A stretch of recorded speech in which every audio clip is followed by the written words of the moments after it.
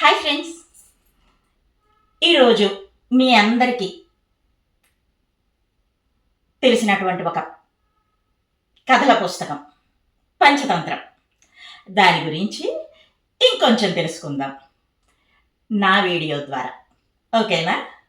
మరి ఇది సుమారు 2500 సంవత్సరాల పూర్వం నుండి కూడా ఈ కథలు ప్రాచుర్యంలో ఉన్నాయి, మరి ప్రసిద్ధిని పొందాయి.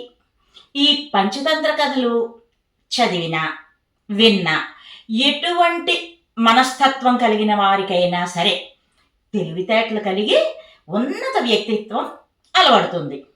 ఈ పంచతంత్ర గ్రంథాన్ని క్రీస్తు శకం 5వ శతాబ్దంలో విష్ణు శర్మ అనే పండితుడు సంస్కృత భాషలో రచించాడు.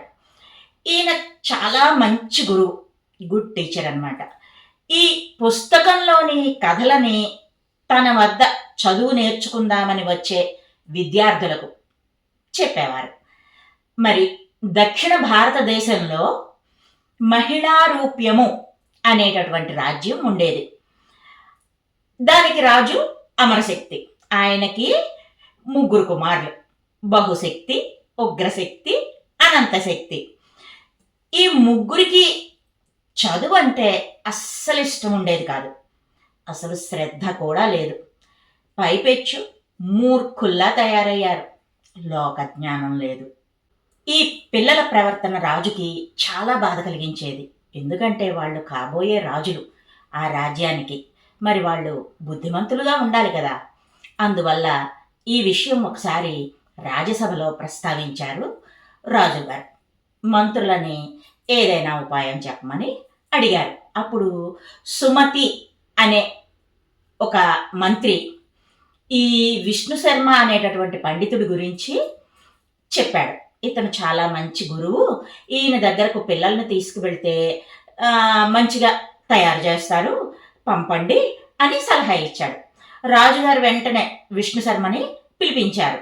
తన బిడ్డలకు విద్యాబుద్ధులు నేర్పమని, ఎంత సంపదనైనా దక్షిణగా సమర్పించుకుంటాను అని వేడుకున్నారు. అప్పుడు ఆ విష్ణు శర్మ గారు, నాకు ఏ సంపదలు వద్దు, నీ బిడ్డలను నేను 6 మాసాలలో బుద్ధిమంతులుగా మంచి విద్యావంతులుగా మారుస్తాను అని రాజుగారికి మాట ఇచ్చాడు. అతని వేదన చూసి ఆ పండితుడు ఆ రకంగా ప్రతిస్పందించాడనమాట.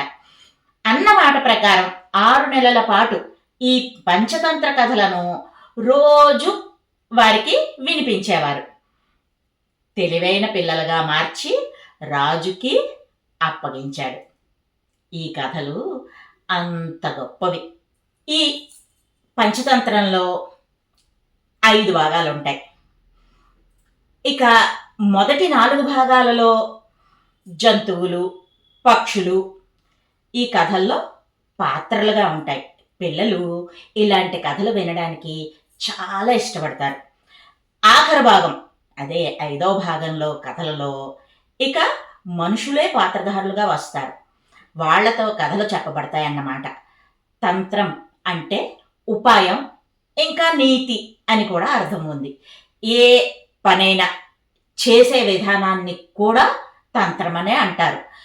సో ఈ పంచతంత్ర కథలు వినడం వల్ల పిల్లలకు ఏ పని ఎలా చేయాలో ఇంకా ఉపాయంగా ఆలోచించి మరింకా నీతిబద్ధంగా చేయడం ఎలాగో అలవాటవుతుందన్నమాట. టూకీగా మిత్రులను విడగొట్టడం గురించి మిత్రవేదం కథలు చెబుతాయి.